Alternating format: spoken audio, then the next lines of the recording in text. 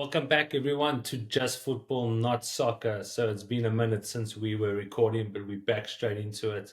And today we're here to discuss the Ballon d'Or. And obviously, Lionel Messi, having won it for the eighth time, somewhat controversial for a lot of people, regardless if you're a Messi fan or not.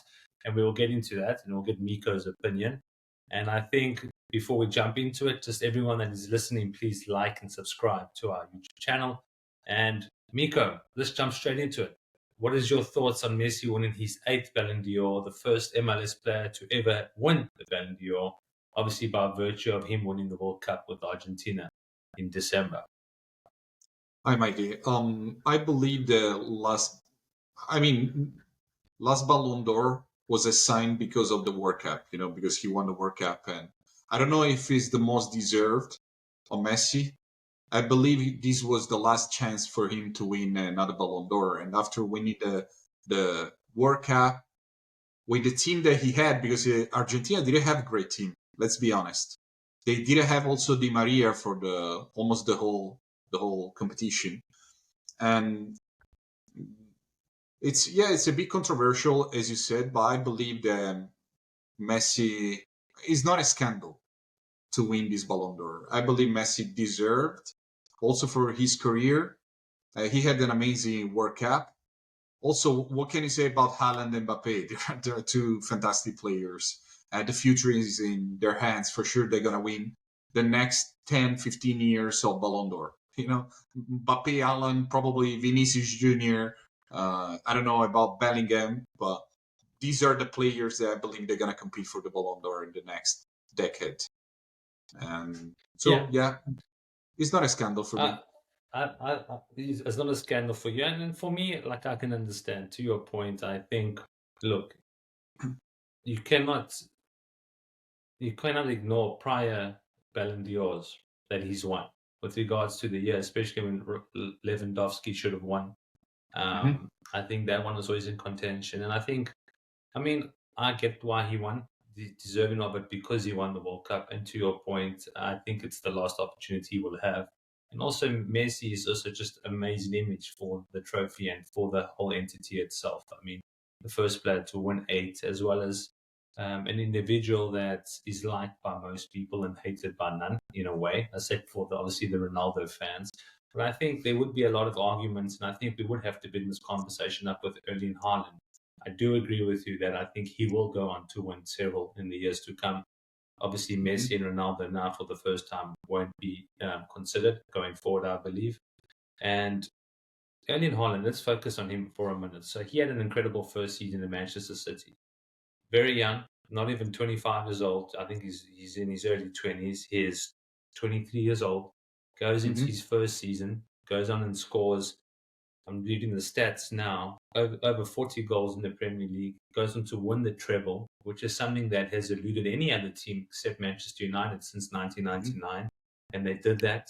They outshined their Manchester rivals, winning the Champions League, winning the FA Cup, and winning the Premier League, all in his first season, being the Golden Boot winner, and winning all these awards. And I think everyone else could see that he deserved to win it. But this is just how, as they would say, the cookie crumbles. I think it was a fitting end to Messi's European career, at the very least. I think he will always go down now and be considered as the best player to ever play the game, obviously alongside the likes of Pele and Maradona and obviously Cristiano Ronaldo. But let's look into the future now. I think, to your point, Vinicius Jr., an amazing player for Real Madrid. I think a player that often gets undermined by the Spanish press as well as by the Spanish fans, along the lines of racism by the other teams. But I think he's held in high regard at Real Madrid. And obviously, our player that we've spoken about several times on this podcast, Jude Bellingham. The kid is 20 years old now, had an amazing career at Dortmund. Now he's come to Real Madrid and he's already got 10 goals and 8 assists this season, something crazy like that. And I think he's in the right team where he will be catapulted as one of the best players to play the game. I think Real Madrid will create a team and formulate a team around him. And obviously, we have Mbappe. But let's talk about Mbappe. Do you think Mbappe can win the Ballon d'Or staying at PSG, or do you think he'll have to move on to the likes of a Real Madrid or maybe an Italian club? He support Milan, Inter Milan. Just to tell you, he was a big fan when he was very young. But yeah, I believe he will win Ballon d'Or even in PSG because for me he's the best player right now. He reminds me a little bit of Ronaldo the phenomenon. He's a very fast, strong man. He almost strike every single match. You know, he's a really an unbelievable player, different than Haaland. And yeah, of course, if he moves to Real Madrid, he will win more Ballon d'Or. That's for sure. The pressure that Real Madrid gives to the reporters for the votes and whatever was always a big thing, even in the past. Remember that after Cristiano Ronaldo left Real Madrid, he never won a Ballon d'Or again. Never. It's a very good point that you make. Yeah. Very good point. And also going back to Haaland, I want to take the conversation that way. Let's take the conversation that way. So let's set the scene, as some would say, right? So just before we get into it, just so you guys know, Jude Bellingham won the Copa Trophy, and the Copa Trophy is for the best performing player for the under the age of 21, right? And Vinicius Junior went on to win the Socrates Award, and Erling Haaland actually won the Gert Muller Trophy, which is essentially the striker and the best striker award. So they have won some awards, and they were recognized, and they will be in this trophy ceremony for the years to come, no doubt. But let's talk about the Ballon d'Or. Obviously, based in France, a French institution, and obviously in the past, it's been seen as the trophy that will always show who is the best player in the world. And quite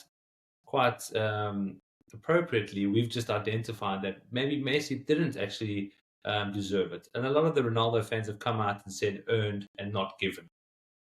So the way, just so the audience knows, the way in which these players are awarded this award is based on 100 journalists in football from Europe. And I think it needs to change. It needs to change. Because to your point, there's pressure, there's politics, there's collusion. Who else knows what's going on in the background? Do you not think that they should open it up to the fan base, where they have an online voting system where fans around the world go on and vote? Do you think that's something, or would you have any other ideas? Do you really think the way it's currently structured is appropriate? Does it not need to be changed? I believe honestly that the fans shouldn't vote. Because, then always the most famous player in the world will win the Ballon d'Or, has more chances. If you see Cristiano Ronaldo has the most followers on Instagram, what does it mean? Probably every year Cristiano Ronaldo wins the Ballon d'Or even though he doesn't deserve it. No, I guess it's not the best option. Probably it's like the FIFA player, FIFA player of the year. That's probably the best, because also coaches and players, they vote. And so you're saying it's better to have the actual players and coaches in the industry vote as opposed to the fans? Okay. Yeah, I believe so. So because I don't trust also journalism, and all these journalists they get influenced by big teams like Real Madrid. I remember when Cristiano Ronaldo moved to Juventus, and the year before they won everything. But he didn't win the Ballon d'Or because he moved to Juventus, and Luka Modric won the Ballon d'Or that year.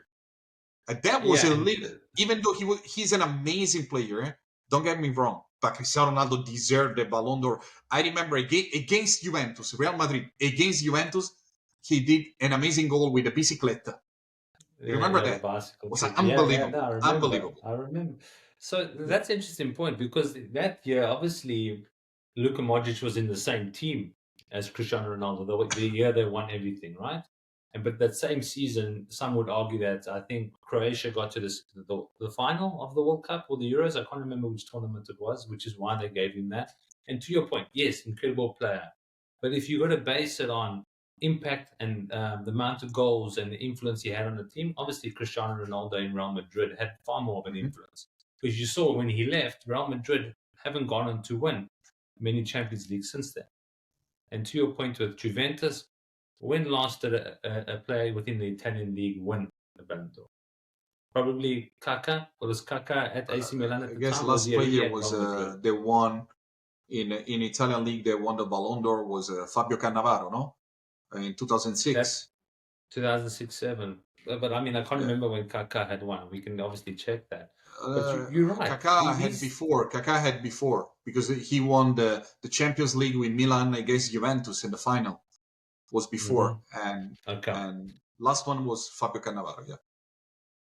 Yeah. So now to your point, right? So now Messi's won. Erling Haaland, the last player to win it in the Premier League was Cristiano Ronaldo with Manchester United before he See, went to Real Madrid. see. So the thing you think to yourself now, Erling Haaland cannot do better than he did last season. He broke every record that a player can break. But now the question is, do you think because Erling Haaland is playing in the best team in the world, and he's got the best players, the best coach, he gets undermined? Or do you think who do you think is more deserving of it as opposed to Jude Bellingham? I mean to Erling Haaland. No, for me it's Kylian Mbappe, because as I see football, I like the technique of the players, and Mbappe has a lot of technique, speed, power. He score goals. Haaland is more a goal machine. Okay, he's probably the best striker right now in the world. But don't forget that he won the triplet last year, but he had the best team in the world. The players, Bernardo Silva, Kevin De Bruyne, Kevin De Bruyne. And also the final match against Inter in Istanbul, he didn't play a good match. All defender is Acerbi, defender of Inter, was controlling him very well and play against Mbappe. Bro, Mbappe is so it's an a interesting fucking point alien. that you make. Look, I'll say two things to what you said. So first of all, I agree. I mean, he's playing the best team, but some would argue that the team that Ronaldo was in was one of the best teams, and the team that Messi was in at Barcelona was one of the best teams. That's besides the point. I think it's a divisive opinion, but I get what you're saying. But to the point of Erling Haaland, he's often been criticized because he's not considered a big game player. Talking about the Champions League, he didn't show up even though they won. Where Mbappe, if you look at the final in the World Cup, when it was two back and forth with him and Messi, that was one of the best games still to this day I've ever watched. True, agree. But a lot of people would also argue that players that play well in the World Cup don't obviously display that in their domestic leagues. I mean, a prime example would be how well Morocco did with Sofiane Amrabat. And you look at him now in Manchester United. A lot of people would have assumed that. I'm sure you even told me that before. But the point is that you can't only look at a tournament to see how the best player in the world is. You need to see it over a prolonged period of time, over a season. And I think the main thing that I would take away from this conversation is that I believe the way in which these players are nominated and given the awards needs to change, because you can't have this uncertainty where people immediately assume that these things are rigged or not deserving of it. And I think your answer with regards to having the players as well as the coaches around the European leagues vote for it makes more sense to me. It's more authentic, and you're going to get the real. Because also what you need to realize is a lot of these players that play against the likes of Ronaldo, Messi, and Mbappe, when you're playing against one of these best players in the world, can you imagine the aura around these guys, playing against them, the pace, the aggression, the finishing? You truly see how good that player is. Very rarely will you see a player talk bad about a very good player, because they know very well the impact that they have. We've all played football at obviously at amateur level, going up to professional levels that these guys are playing at. And when you see a really good player, you almost cannot deny it, regardless if you like him as an individual or not. So I think we should ask the people that are listening to this. Also, Mikey, what is the criteria to choose the Ballon d'Or? What is the criteria? Let's because if you see, let's research. No, I mean the criteria, the personal criteria, not the real criteria, but the personal criteria. Because usually, who win the Ballon d'Or is is an attacker, right? a striker or the one with a big technique, it's very, very difficult that one goalkeeper, a defender, or midfielder win the Ballon d'Or. If you think that Iniesta, Xavi, or Pirlo, they never won a Ballon d'Or. Never. Modric won, but come on, you want to say that Modric was better than Pirlo or Iniesta? Oh wait, I remember Iniesta won one Champions League, scoring at the final. He won the World Cup with the Spain. He won the World Cup with the Spain same year, and Messi won the Ballon d'Or the year. So also, is really the World Cup a criteria to assign the Ballon d'Or? No, because otherwise Mbappe won the World Cup as a protagonist and he didn't win. Iniesta won the World Cup and he didn't win. Yeah, just for Messi? I believe Messi deserved, but just for Messi? So what is the real criteria? That's because Messi was there. I mean, anyone that went up against Messi would have had a hard time to win that. So let's ask the audience in the comment section. In the comment section, just leave what your thoughts are, who you think should win. I think there's a problem with my audio now, and we will end the podcast. So thank you, everyone, very much. Please like and subscribe. I think Mico's messaging me now. But anyway, we can end off. Goodbye, everyone. Bye, guys. Take care. We will see you soon. Bye, Mikey.